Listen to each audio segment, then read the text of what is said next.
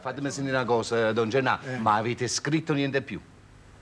Ah, io c'è scritto che voglio scrivere.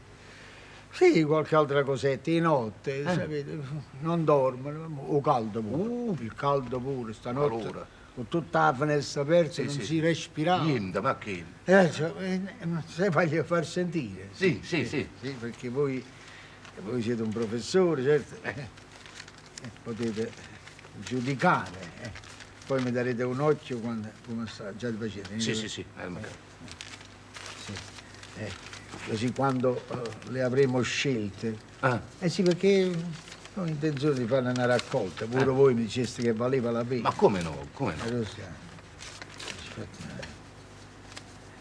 Allora, sì.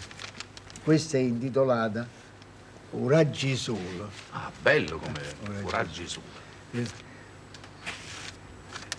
È una tristezza che sta casa mia, per via che ho solo non ci trasa mai. È sempre scura, con malinconia. Una casa senza sole, che ne fai? Non sai che ne fai? Non si sente un uccello, non si sente. Sta casa è fredda pure in dall'estate. Appiccio il fuoco e appicci inutilmente. O sole scarfa, o fuoco li appicciava. Ma tu a rimbetta te ne sei addonata. T'ha fatto pena a casa mia sprovvista. Sia ancora buona. Quando le guardate sta finestrella non le persi vista. O con uno specchio, o con una rastolella, come solo sta tutti faccia a te. Scusi di spassare la palumella, ne fai carino raggio in fronte a me. Bella, veramente bella, complimenti. Grazie. Don Gennaro, state prendendo un poco d'aria? Siete sempre più bello. Lenta.